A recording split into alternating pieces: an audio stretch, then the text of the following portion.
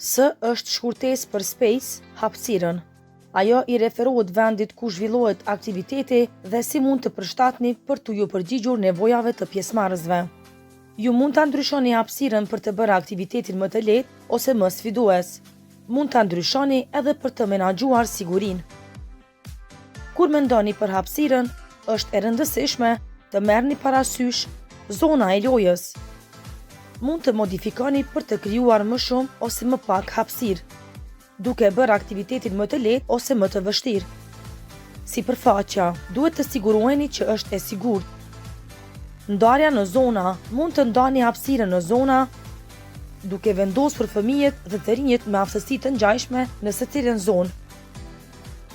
Gjatësia, lartësia dhe distanca.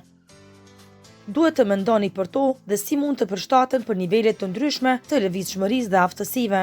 Për shembull, mund të zhvendosni objektivat ose të lejoni fëmijët dhe të rinjt të fillojnë ose të përfundojnë në vende të ndryshme. Për më shumë ide, përdorni sugjerimet STEP në kartat e aktivitetit të atletikës për fëmijë. Përshtatni sipas nevojave të fëmijëve dhe të rinjve, me të cilët punoni duke siguruar përfshirjen e të gjithëve. Kartat e aktivitetit mund t'i gjeni te kidsathletics.org. Hapësira, apo S qëndron për hapësira. Ajo i referohet vendit ku zhvillohet aktiviteti.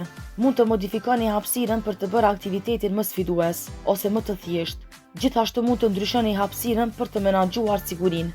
Për të rritur angazhimin e pjesëmarrësve dhe për të ruajtur sigurinë, mendoni në mënyrë krijuese se si të menaxhoni hapësirat. Përdorni gjerësi në vend të gjatësisë, që më shumë pjesëmarrës të marrin pjesë njëkohësisht. Punoni nga të dyja skajet dhe nga mesi i hapësirës për të reduktuar kohën e pritjes, vetëm për aktivitete vrapimi dhe kërcime. Krijoni stacione ose një qark që përfshin detyra dhe aktivitete të ndryshme.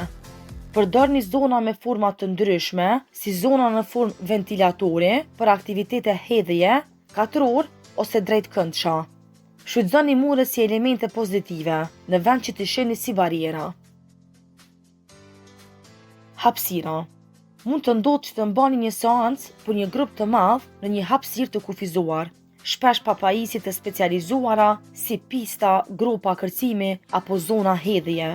Për të maksimizuar angazhimin dhe për të ruajtur sigurinë, është e nevojshme të mendoni në mënyrë krijuese për menaxhimin e hapësirave.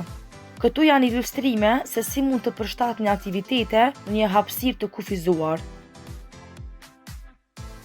Përdorni gjerësi në vend të gjatësisë, që më shumë pjesëmarrës të marrin pjesë njëkohësisht. Shfrytëzoni muret si elemente pozitive në vend që të shihni si bariera.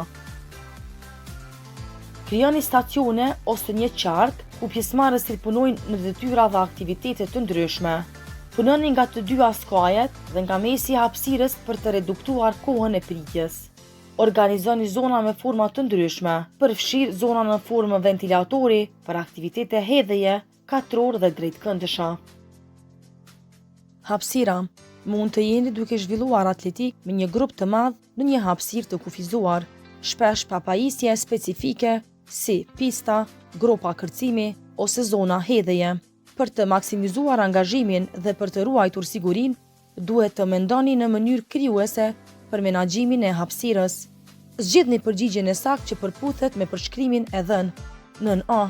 Vendosni zona duke përfshirë zona në formë gjysmërrethi, për shembull për aktivitetet e hedhjes, si dhe katror dhe drejtkëndshë. Nën B. Punoni nga të dy skajet dhe nga mesi i hapësirës për të reduktuar kohën e pritjes. Nën C. Përdorni stacione ose një qark në mënyrë që pjesëmarrësit të punojnë në detyra dhe në aktivitete të ndryshme. Nën D. Përdorni gjerësi në vend të gjatësisë, në mënyrë që më shumë pjesëmarrës të marrin pjesë njëkohësisht. Zgjidhni përgjigjen e saktë. Nën A. Përdorni muret si elemente pozitive në vend që t'i konsideroni si pengesa. Nën B. Përdorni gjerësi në vend të gjatësisë, në mënyrë që më shumë pjesëmarrës të marrin pjesë njëkohësisht. Nën C. Përdorni stacione ose një qark në mënyrë që pjesëmarrësit të punojnë në detyra dhe aktivitete të ndryshme. Nën D. Vendosni zona, duke përfshirë zona me formë gjysmërrethi, për shembull për aktivitetet e hedhjes, si dhe katror dhe drejtkëndshë. Zgjidhni përgjigjen e saktë.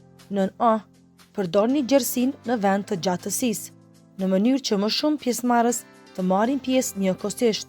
9B. Përdorni stacione ose një qark në mënyrë që pjesëmarrësit të punojnë në detyra dhe aktivitete të ndryshme. 9C. Përdorni muret si elemente pozitive në vend që t'i konsideroni si pengesa. 9D.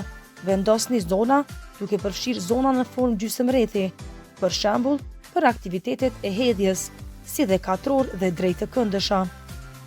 Zgjedhni përgjigjen e saktë. 9A. Punoni nga të dy skajet dhe nga mesi i hapësirës për të reduktuar kohën e pritjes. 9B. Përdorni gjerësi në vend të gjatësisë, në mënyrë që më shumë pjesëmarrës të marrin pjesë njëkohësisht. 9C.